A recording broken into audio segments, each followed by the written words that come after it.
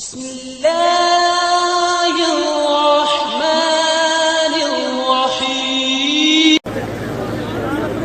بسم اللہ الرحمن الرحیم الحمدللہ رب العالمین والصلاة والسلام علی سید الانبیاء والمرسلین الحمدللہ تحریک لبیک پاکستان کا پاکستان بچاؤ مارچ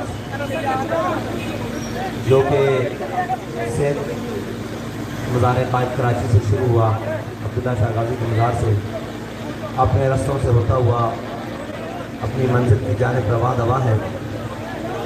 اس وقت پاکستان کی عوام اور پاکستان جس مشکلات سے گزر رہے ہیں ان مشکلات کو ختم کرنے کے لیے اور تحریک لبیک پاکستان کے مقاصد جو کہ ناموس رسالت، ختم نبوت اور دین اسلام کے پرچم کو بلند کر رہا ہے، ان تمام مقاصد کے لیے اور پاکستان کا جو تحریک لبیک پاکستان کا منشور ہے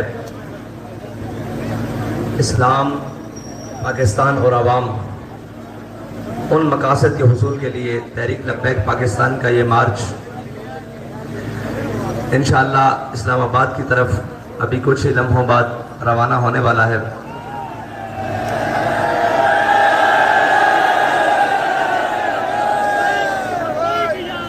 پاکستان کے اندر اس وقت سیاسی، دینی، مذہبی، معاشی عدم استحکام ہے۔ اس کے جو اثرات پاکستانی عوام پر، پاکستانی قوم پر اور ملک پر پڑ رہے ہیں، ان سب کو ملیامیٹ کرنے کے لیے اور اس منشور کو آگے رکھ کر چلنے کے لیے جس مقصد کے لیے پاکستان بنایا گیا تھا، جو مقصد ہمارے بڑوں نے سامنے رکھ کر پاکستان، اس خطہ ارض میں پاکستان کے وجود کو قیام میں لایا، اس مقصد کے حصول کے لیے انشاءاللہ تحریک لبیک پاکستان جا رہی ہے۔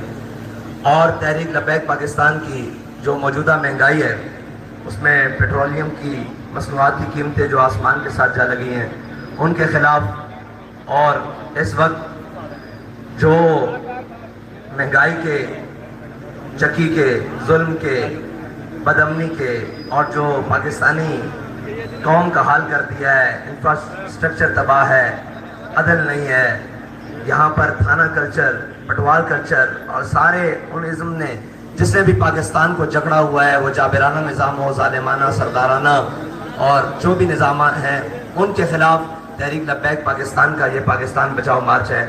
اور اس ظالم سے بچاؤ مارچ ہے جو 76 سالوں میں اس پاکستان کے اوپر مسلط ہے، وہ کسی بھی روپ میں ہے، وہ رنگ، نسل اور جناب دین کے نام پر، سیاست کے نام پر، طاقت کے نام پر، جس نام پر بھی مسلط ہے، اس سے پاکستان کو بچانے کے لیے پاکستان مارچ الحمدللہ اپنی منزل کی جانب رواں دواں ہے۔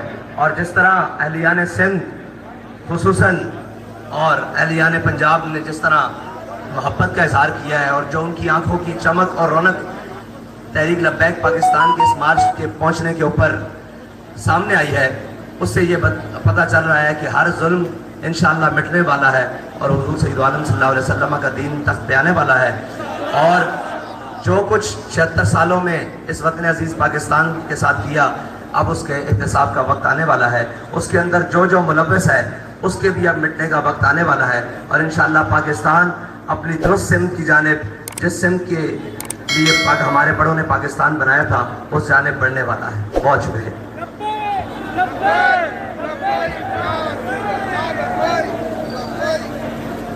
شاہ صاحب، آپ کو نصف سفر مبارک ہو۔ اب اسلام آباد آپ سے 4 قدم دوری ہے۔ اب یہ بتائیے کہ جو ملک میں سیاسی انتشار ہے اور ایک خاص پارٹی کے اتحاد بند کر دیا گیا ہے، اور آپ جو امن اور صلح کی صلح ٹائپ کے دائی ہیں، جو اس وقت سیاسی ڈیوائڈ ہے، اس کو ختم کرنے کے لیے کیا آپ اپنا کوئی رول ادا کریں گے؟ دیکھیں جی، یہ آج کا رونا تو نہیں ہے، یہ تو بہت پرانا رونا ہے۔ یہ تو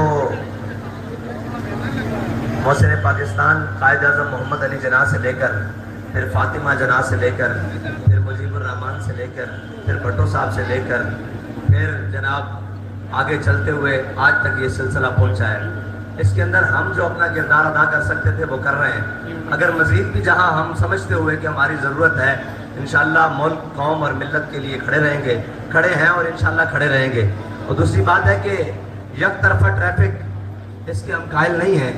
اگر عدل ہو تو سب کے لیے ہو, اور اگر جناب احتساب ہو تو سب کا ہو, اور اگر پکڑ میں آئے تو سارے پکڑ میں آئیں. اور ایک کے ساتھ کسی خاص وجہ سے یا خاص سے ہم اس کے پہلے بھی خلاف تھے, آج بھی خلاف ہیں, انشاءاللہ آئندہ بھی خلاف ہیں.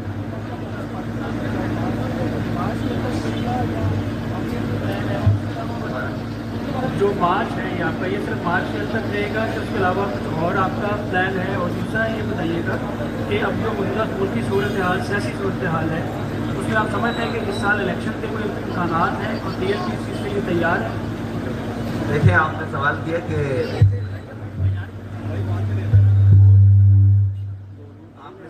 ہے کہ ہم مارچ کی حد تک رہیں گے یا ہمارے مطالبات ہیں. بہت سارے مطالبات ہیں جن میں ایک ناموس رسالت کا سب سے پہلا مطالبہ ہے کہ جو حالیہ گستاخیاں ہوئی ہیں ان کے خلاف بالفور عملی اقدامات کیے جائیں. دوسرا مطالبہ یہ ہے کہ قوم کے اندر جو مہنگائی کے اندر پیسا گیا ہے وہ مطالبہ ہے. تیسرا ہے قوم کی بیٹی ڈاکٹر عافیہ صدیقی کو واپس لانے کے لیے عملی اقدامات کیے جائیں. اور اس کے بعد بہت سارے مطالبات ہیں جن میں یہ بھی ہے کہ پاکستان کی قومی زبان کو پاکستان کے اندر عملی طور پر, سرکاری طور پر دفاتر کے اندر کیا جائے. جب باقی قومیں اپنی قومی زبان میں اپنا نظام چلا سکتی ہیں تو پاکستانی قوم اور پاکستان کے اردو کا نظام نہیں چل سکتا ہے. یہاں انگریز کا نظام 1947 سے لے کر آج تک جس کی ہم شاید اے اور بی بھی نہیں بدل سکے, اس کو بدلنے کا وقت ہے. اور اکنامک ریفارمز کی ضرورت ہے, جوڈیشل ریفارمز کی بھی ضرورت ہے, ایگریکلچر ریفارمز کی بھی ضرورت ہے, جو ہمیں ریلوے ریفارمز کی بھی ضرورت ہے. ہر چیز جو وہ ہمیں دے کر گئے تھے وہ اسی طرح سے چل رہی ہے.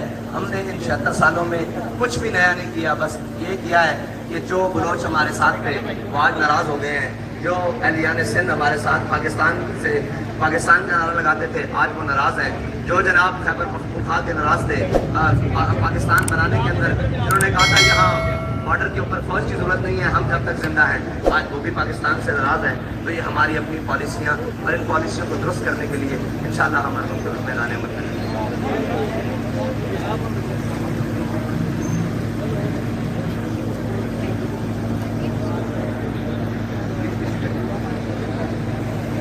دیں گے. وہاں پہ اپنے مطالبات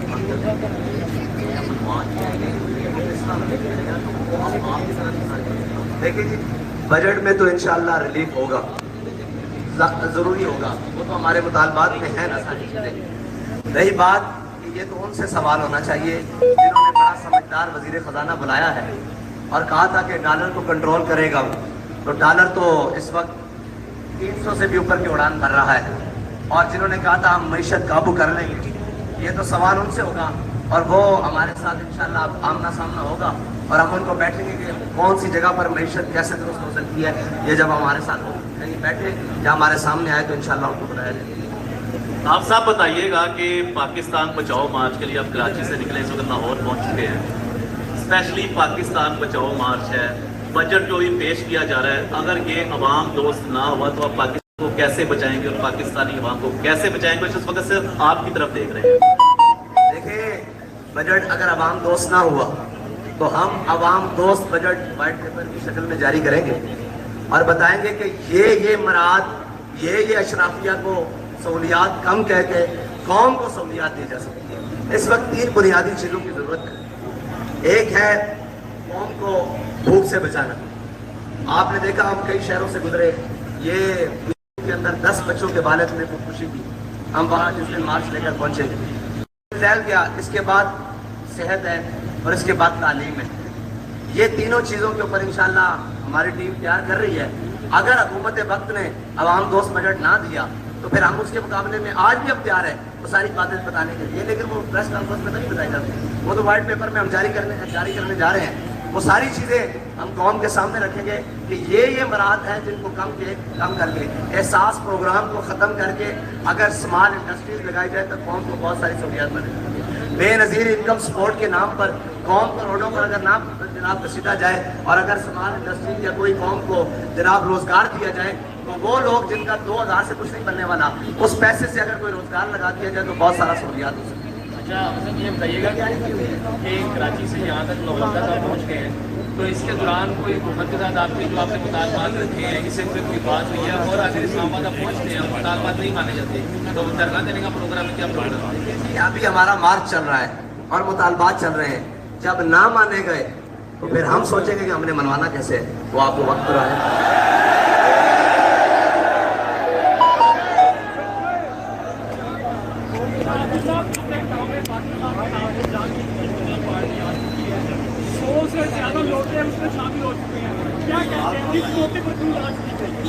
سوال تو اب آیا ہے. سوال یہ ہے کہ استحکام پاکستان کے نام پر پاکستان کا مزید استحصال ہونے جا رہا ہے. جن کا اپنے کارناموں کا وزن ان کے گھٹنے نہیں اٹھا سکے وہ قوم کا بوجھ اپنے کندھوں پر اٹھا سکیں گے. وہ تو بھاگ کر گئے ہیں اور 100 کیا کہتے ہیں قائدین جمع ہو گئے ہیں.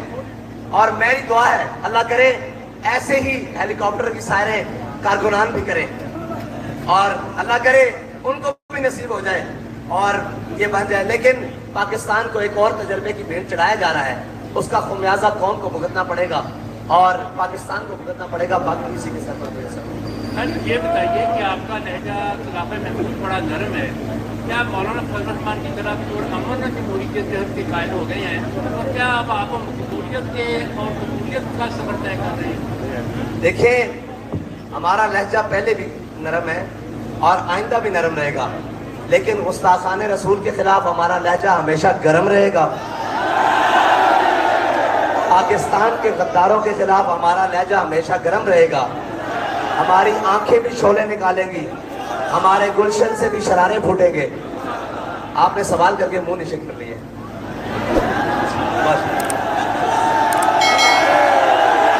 آپ سے مخاطب اور ہمارا رہی بات جب قوم کی اصلاح کی بات ہوگی جب ہم سمجھائیں گے لوگوں کو تو پھر ہم ایسے ہی لہجے میں بتائیں گے. جب عمل کا وقت آئے گا یا کوئی ڈھیٹ بن جائے گا تو پھر ہمارا لہجہ گرم ہو جائے گا. تھینک یو جی بہت. چودھری صاحب آخری سوال یہ ہے کہ 295C پر آج تک کسی کو سزا نہیں ہوئی اور پاکستان کے اندر بہت ساری گستاخیاں جو ہیں ان کا جاری رہنا ایک افسوسناک امر ہے. کیا جو جس گستاخوں کے خلاف آپ نکلے ہیں کیا اس میں سزا دلوانے کی شک شامل ہے؟ اور اگر 295C کو ختم کرنے کی کوئی بات کی جاتی ہے جس طرح بین الاقوامی طور پر ہم اکثر سنتے رہتے ہیں کہ ختم کرنے کی کوشش جاری ہے تو کیا اس کے اوپر آپ لائحہ عمل اختیار کریں گے؟ 295C انشاءاللہ یہ ریاست پاکستان مملکت خداداد پاکستان ہے. یہ اس میں 295C کا بھی ختم نہیں کیا جا سکے گا اس لیے کہ اس میں رہنے والے تمام مسلمانان پاکستان ہیں اور ہر ایک کا دعویٰ ہے کہ ہم بھی عاشقان رسول ہیں. اور اس دعوے پر دلیل یہ ہے کہ اس وقت تک الحمدللہ 295C پاکستان کے آئین کا قانون کا حصہ ہے. رہی بات کہ گستاخان رسول کو عملی سزا اس کے لیے ہم جو مطالبات کرنے جا رہے ہیں وہ ہے CBD کاؤنٹر بلیسفیمی ڈپارٹمنٹ. جس طرح کے ملک میں جب دہشت گردی کی لہر دوڑی تو CTD بنایا گیا. اسی طرح کا یہ ایک ادارہ بنایا جائے جس کا کام ہی صرف یہ ہو کہ ملک کے اندر انتشار پھیلانے کے لیے یہود و نصارہ کی جو یہاں سازشیں ہیں اور عالمی جناب استعمار یہ چاہتا ہے کہ مسلمان آپس میں ان معاملات میں الجھے رہیں. ناموس رسالت پر میں نے کمزور سے کمزور مسلمان کا بھی موقف کمزور نہیں دیکھا. وہ عملی طور پر کمزور ہو سکتا ہے لیکن عشق رسول میں ناموس رسالت میں اس کا موقف کمزور نہیں ہے. ٹھیک ہے اور اسی لیے 295C محفوظ ہے. ہاں اس کا عملی نفاذ کے لیے انشاءاللہ ہم یہ مطالبہ کرنے جا رہے ہیں اور ہمارا مطالبہ بھی ہے کہ اس کا ٹرائل سپیڈی ٹرائل ہونا چاہیے. جس طرح کہ ایک ریپ کیس میں زینب کیس میں ایک اس کو ماڈل بنایا گیا اور اس کو سپیڈی کر کے پوری قوم کے سامنے مجرم کو سزا دی گئی. اسی طرح جو پوری امت کے غدار ہیں پوری ملت کے غدار ہیں اور لاکھوں دلوں کو کروڑوں اربوں دلوں کو زخمی اور چھلنی کرنے والے ہیں ان کو بھی سزا فی الفور دی جائے تاکہ قوم کا کلیجہ ٹھنڈا ہو سکے. بہت شکریہ.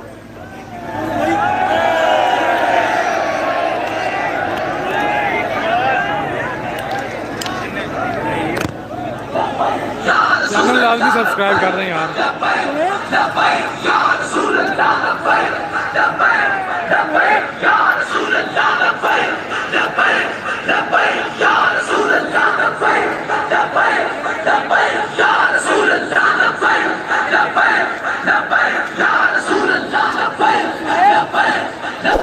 Ya Rasul Allah,